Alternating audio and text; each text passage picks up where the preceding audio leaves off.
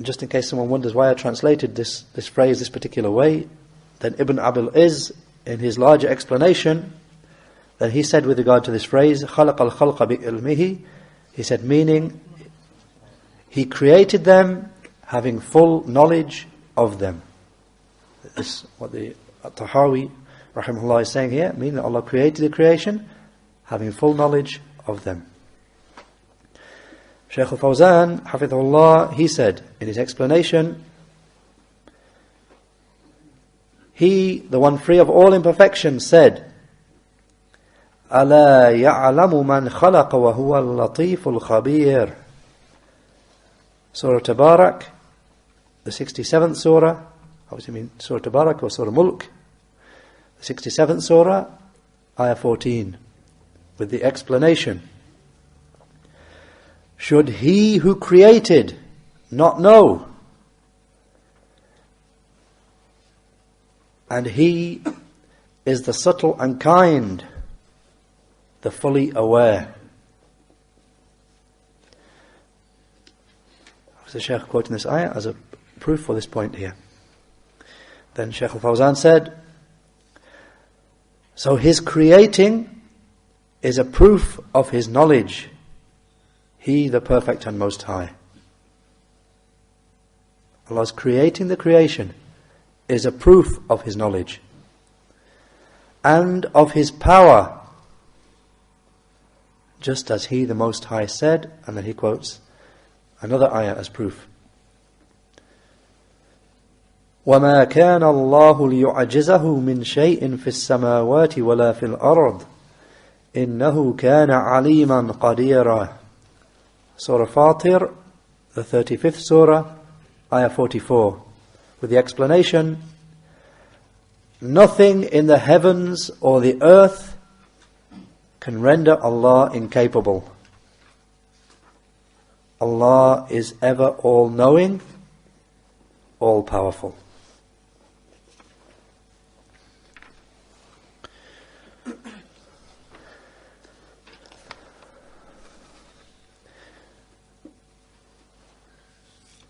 And that's where Shaykh al-Fawzan ends explanation on this particular point. And as an extra point, then Ibn Abil Izz, again in his larger explanation, in his famous explanation, he goes into the issue here, which I'll just mention briefly, in refutation of the Mu'tazila.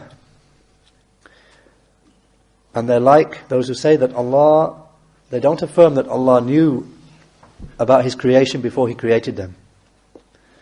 And indeed, the Mu'tazila, they don't even affirm knowledge for Allah at all. To the extent that one of them, in a debate that's quoted from him, Wallahu a'lam about the authenticity of the chain of narration, but they mention, and the Mu'tazila do mention, when it's said to them, affirm for Allah knowledge, then they responded, what we say is, we don't say He's ignorant. We won't say that Allah is ignorant. So they're told, then say that Allah has knowledge. But they withhold, they won't even affirm that for Allah. Because of their evil principle of denying attributes for Him. They can't even get it in themselves to affirm even knowledge for Allah. So they just say, we'll say that He's not ignorant. So then it was said to them, then you've not affirmed anything for Allah. You've not affirmed any perfection for Him then. If you won't even affirm knowledge for Him, all you'll say He's not ignorant. Saying that someone is not ignorant is not praise of that person. And as they say, as some of the people said in this matter, they say, because you can say about a brick wall, the brick wall is not ignorant. Because the brick wall is not ignorant because it can't be ignorant.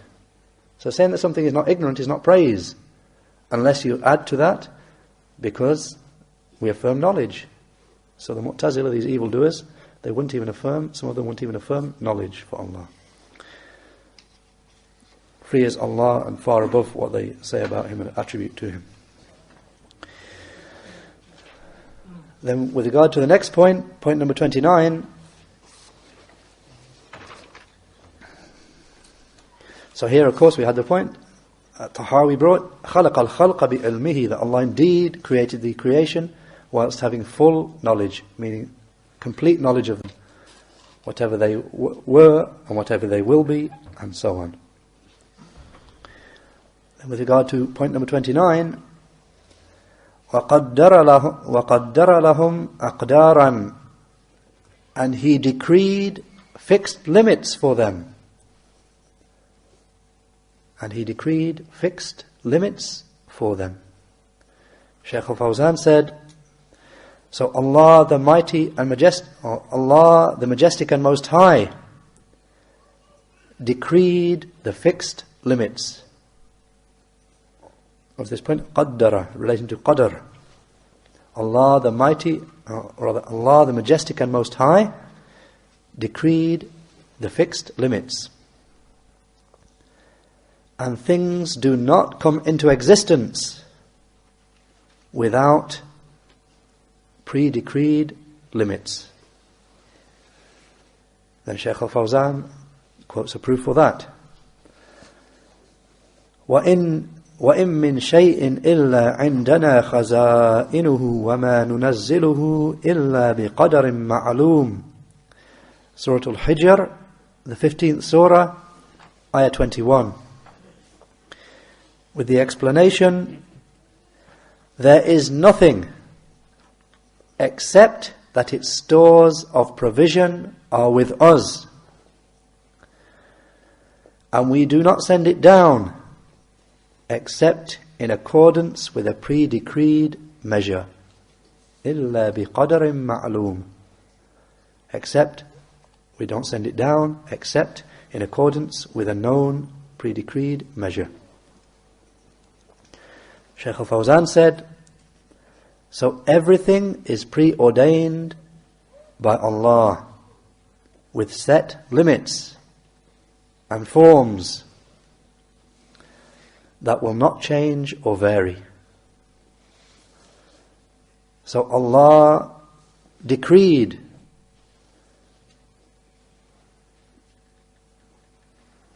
man. Allah decreed man. Allah decreed his body, how it would be, and his senses, and his limbs, and his bodily structure, and his weight, so that he became a justly balanced person who walks and stands. And if anything from the limbs or structure were missing or lacking, then the whole of the body would suffer from a defect. The Shaykh said, and the same thing applies to the rest of the things in existence. وَكُلُّ شَيْءٍ عِنْدَهُ بِمِقْدَارٍ. Surah Al-Ra'd, the 13th surah, ayah 8. And with the explanation, and everything has a decreed measure with us. The Shaykh said, so everything, mean everything in creation, everything has set, ordained limits which regulate it. And everything has limits which are different to the limits of other things. Each thing in creation has got its own set limits, different to the limits of other things in creation that Allah has laid down.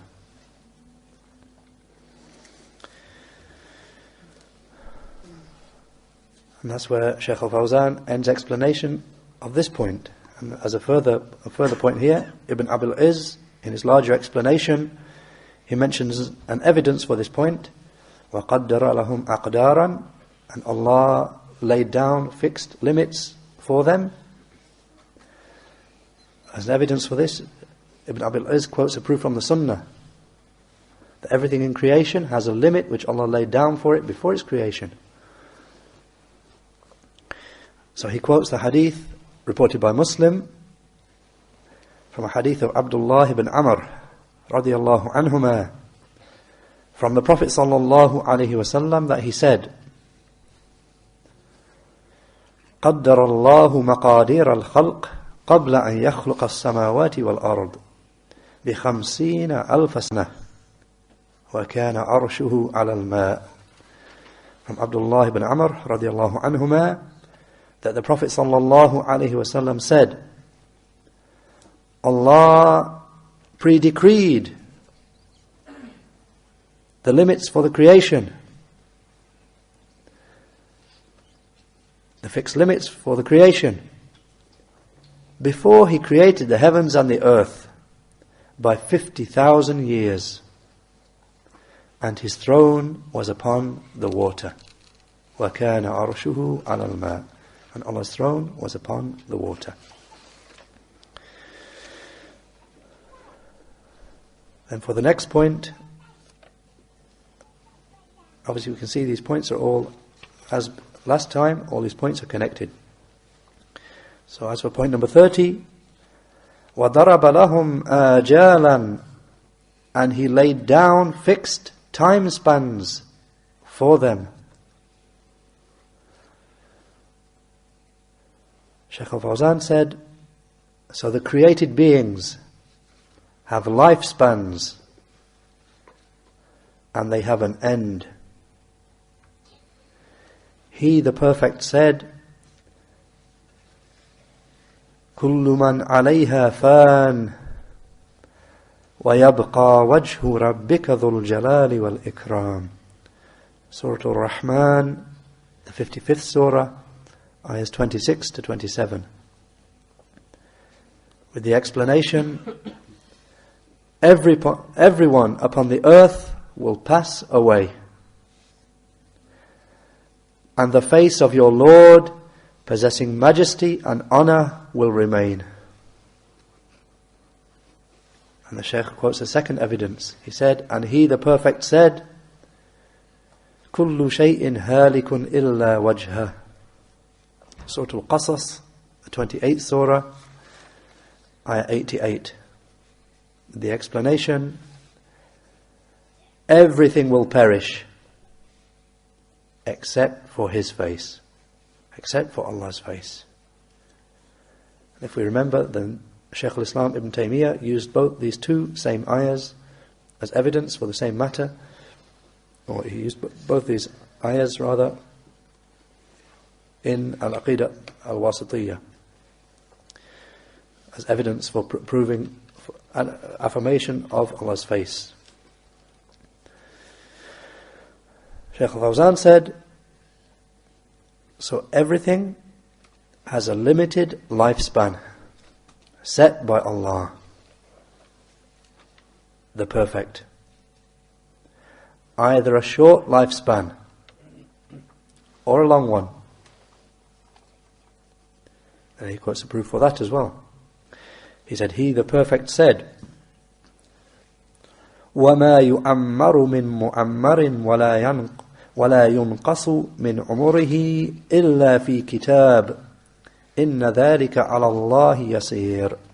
Surah Fatir, the 35th surah, ayah 11. With the explanation, and no aged man, no old man, is given long life, nor is a person's life made short, except that it is written in the preserved tablet. Allah al-Mahfuz, the preserved tablet. That is easy for Allah. The Shaykh said, so the lifespans are in His hand. He, the Perfect and Most High. So this proves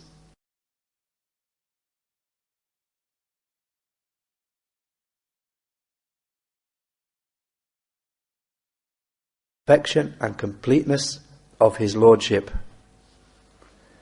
and the perfection and completeness of His power. فَمَا شَاءَ اللَّهُ كَانَ وَمَا لَمْ يَشَأْ لَمْ يَكُنْ. So whatever Allah willed happens, and whatever He did not will does not happen.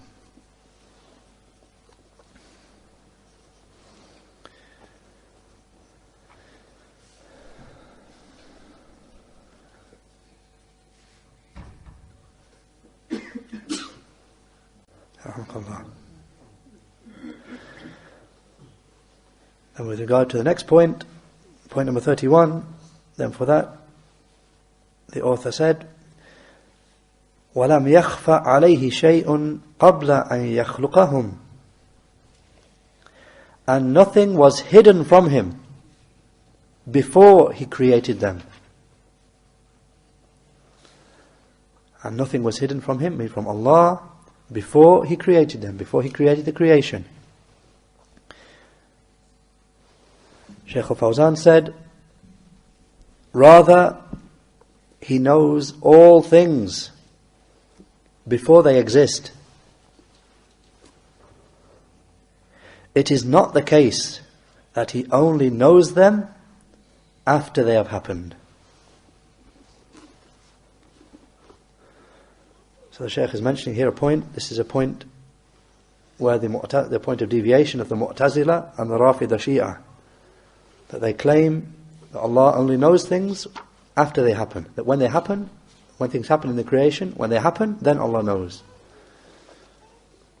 So this point is a refutation of the like of their evil saying.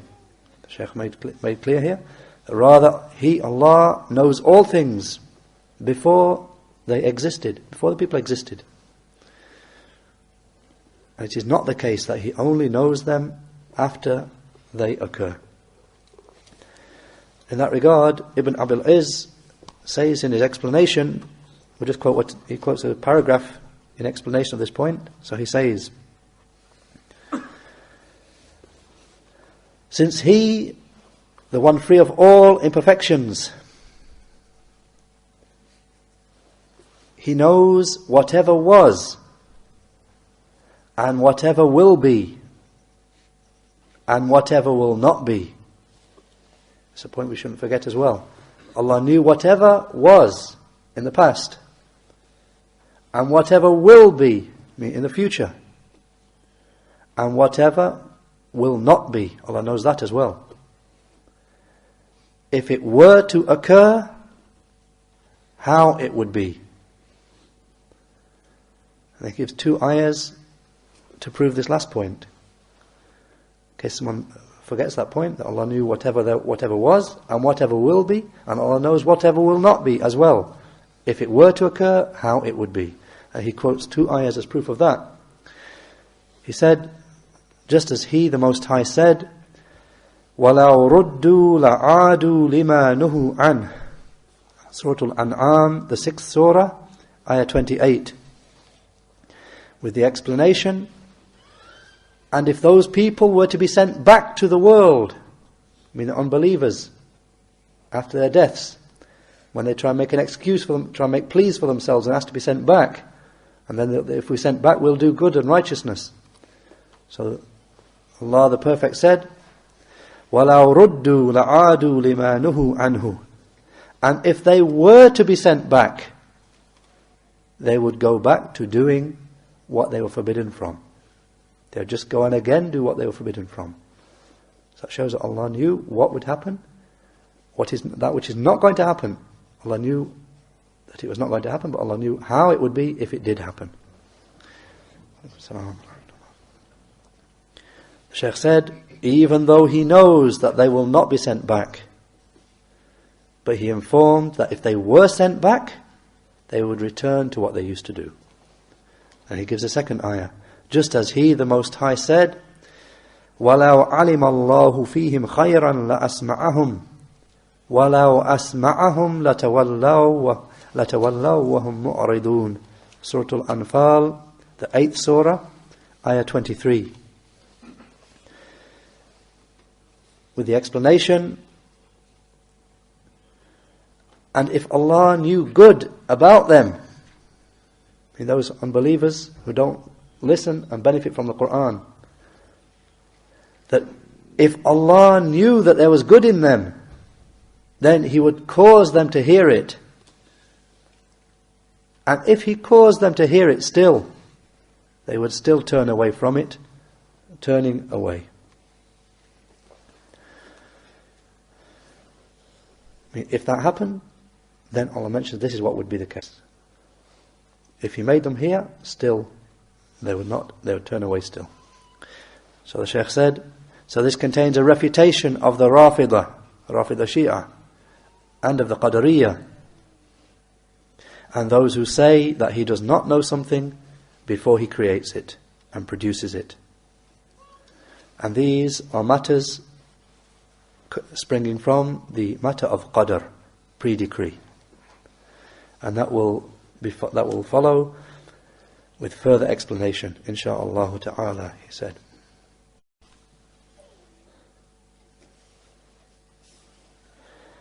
وَعَلِمَ مَا هُمْ عَامِلُونَ قَبْلَ أَنْ يَخْلُقْهُمْ وَعَلِمَ مَا هُمْ عَامِلُونَ قَبْلَ أَنْ يَخْلُقَهُمْ. And he knew whatever they were going to do before he created them. Shaykh al-Fawzan said, he knew what the servants were going to do before he created them. That this person was one who is going to obey him, and that this person is one who is going to disobey him.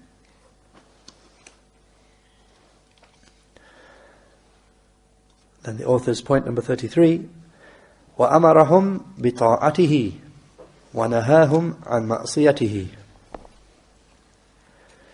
And he commanded them to obey him, and he forbade them from disobeying him. As this point is naturally connected to the last point, that Allah knew whatever the people were going to do before he created them.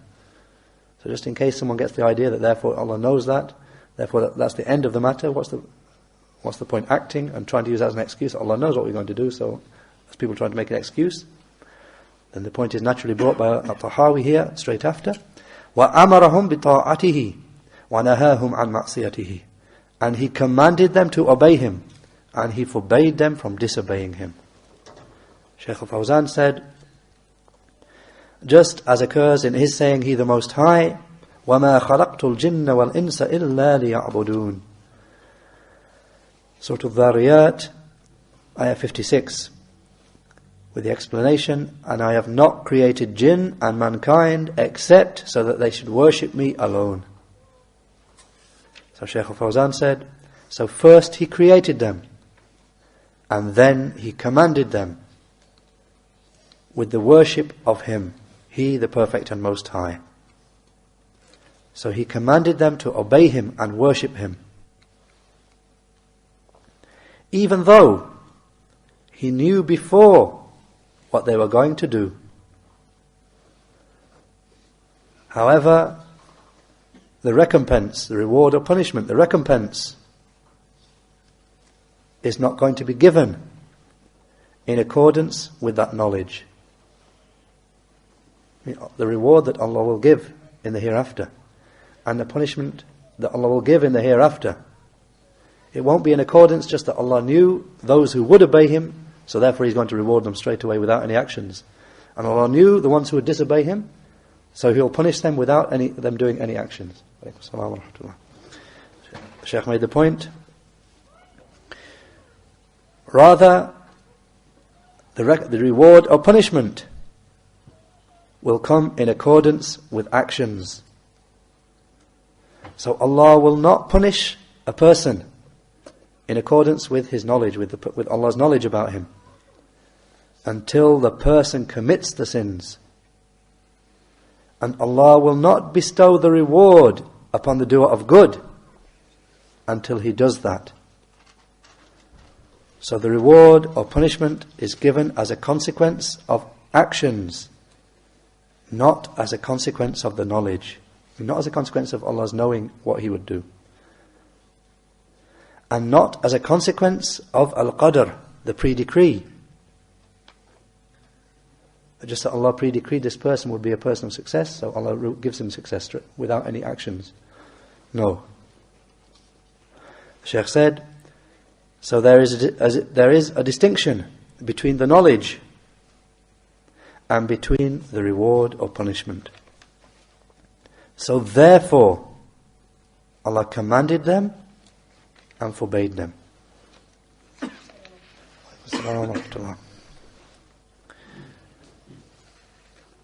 because the reward and they're not ascribed to Allah, except from the aspect that Allah is the one who created the actions, knew about them, decreed them, and guided the people to be the ones who perform them.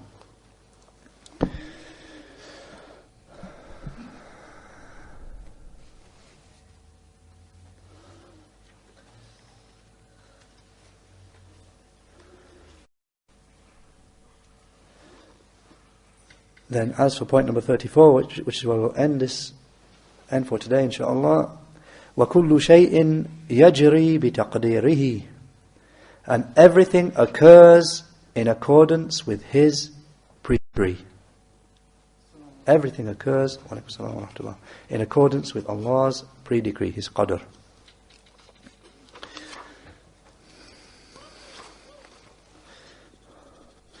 Shaykh al-Fawzan said, there is no doubt that everything occurs in accordance with His pre-decree.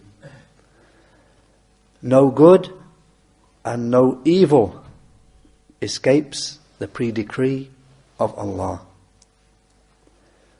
Nor any act of obedience, nor any sin,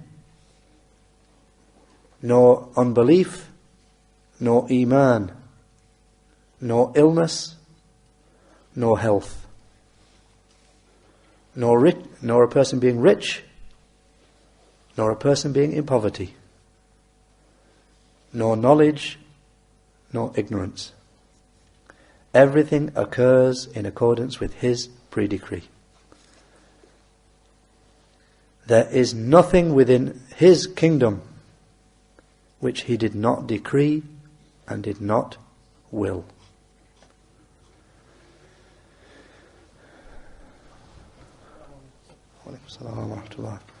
Walhamdulillah wa sallallahu ala Muhammad.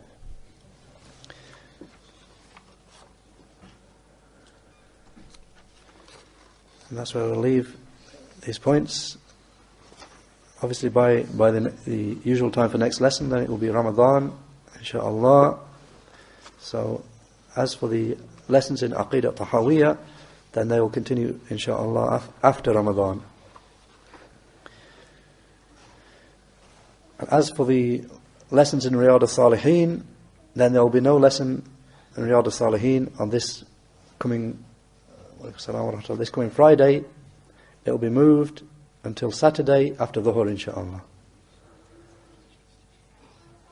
So this coming Saturday, the Riyadh al-Salihin lesson will be after Dhuhr, and from Saturday, obviously it will be Ramadan by then. The lesson in Riyadh al-Salihin will be after Dhuhr on Saturdays, inshaAllah, throughout Ramadan, inshaAllah. And as for Aqidah Tahawiyah, then it will begin again after Ramadan, inshaAllah. If there are any points of clarification?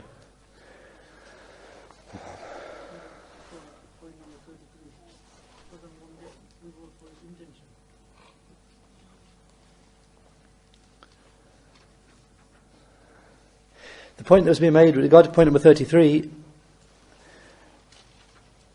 that Allah knew whatever the people were going to do, Allah knew it.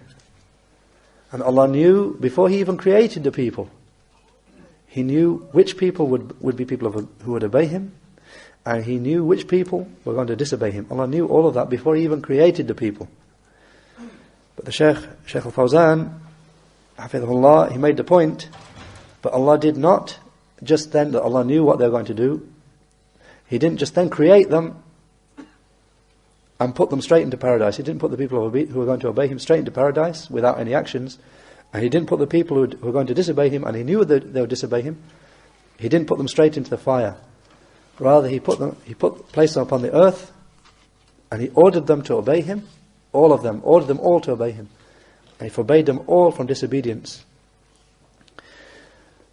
And then the people of obedience obeyed Allah, and the people of disobedience disobeyed Him. So based upon their actions, then Allah gives them the reward. So obviously a person in this world obviously intends good as well, and the person gets, as in the authentic narration, if a person intends good, but is not able to perform it, then he gets the reward for the intention. But the point here is making the point that it's not, that the people are not created just put straight into paradise or straight into fire. That's not the case. Allah put the people upon the earth and He gave them a chance to act. It doesn't mean that people, just by a person intending good, it's not a negation of that, a denial of that. Rather, it's authentic in the hadith. If a person intends good and is prevented from performing it, then he gets the one reward. He gets the reward for that.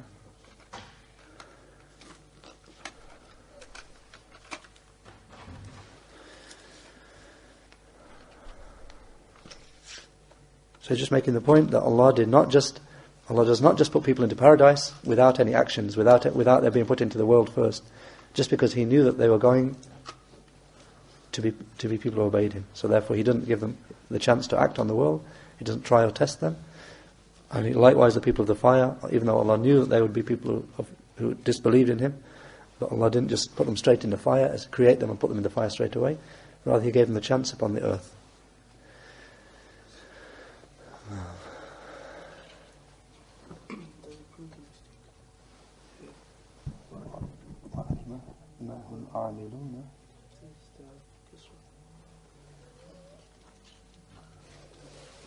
Yeah, the kasra on the brother just pointed out in the Shaykh al-Fawzan's printed version here, there's just a printing error on the point number 32. Amilun, the kasra is on the lam instead of on the meme.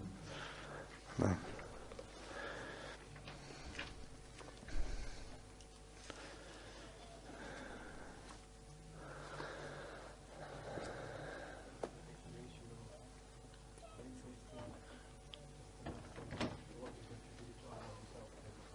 Yeah.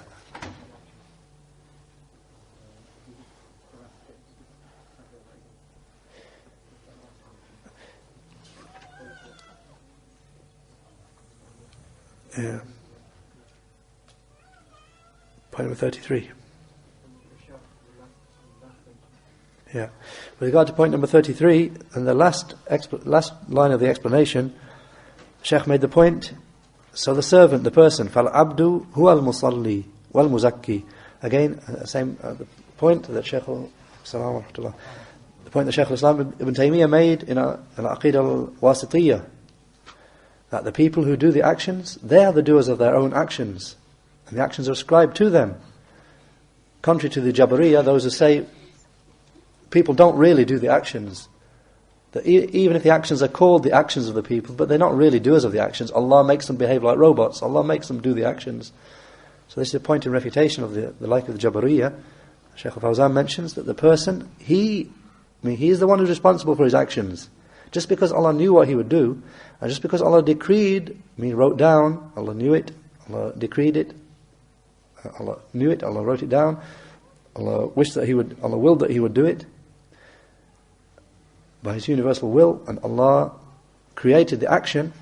That doesn't mean that person is not an actual doer of his action and not responsible for it and not liable to punishment or reward if it's an action of good. So the Shaykh said, so the servant, he is the one who prays. He is the person who prays. He is actually one who prays. The person prays is not a robot. The person is the one who prays. And he is the one who gives the zakat. And the person is the one who performs hajj. And he is the one who fights jihad. So the actions are ascribed to him. The person's actions are ascribed to him. They're his actions, they're not somebody else's. Not ascribed to Allah. It's not said these are just actions of Allah which Allah makes that person do. He said, so the actions are ascribed to him, to the person who does them, not to Allah. Except, so make an exception here, the person's actions are ascribed to the person who does them, and they're not ascribed to Allah except in this sense that follows. Except from the aspect of creation and knowledge and pre-decree and tawfiq, guidance to performance of them. In that person's actions, whose actions are they? They're the actions of that person. They're ascribed to him and he's responsible for them. And they're not ascribed to Allah. The person cannot come and say, like the Jabariyah say, I'm not guilty of my actions. Allah decreed that I would do them. Allah made me do these actions. I couldn't help it. I'm a robot. Yeah. No. The person's actions are ascribed to the person who does them, not ascribed to Allah. Except with regard to creation mean that Allah created that person and created his actions. But that doesn't mean Allah forced him to do them, though.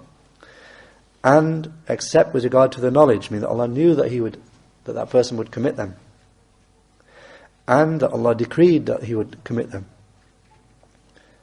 And that Allah guided the person to performing them. So in those aspects, then that's the only way that these actions can be ascribed towards Allah. Meaning the action that Allah knew, created them, knew about them, decreed them, and guided that person to performing them. But as for the person who did the actions, then the person did them. Who's responsible, then the person is responsible.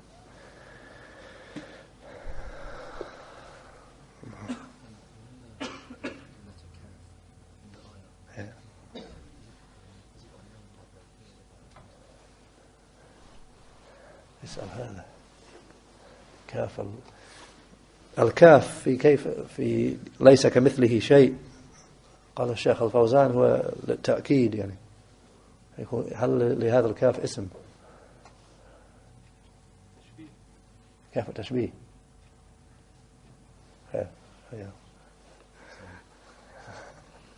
See him afterwards, inshallah.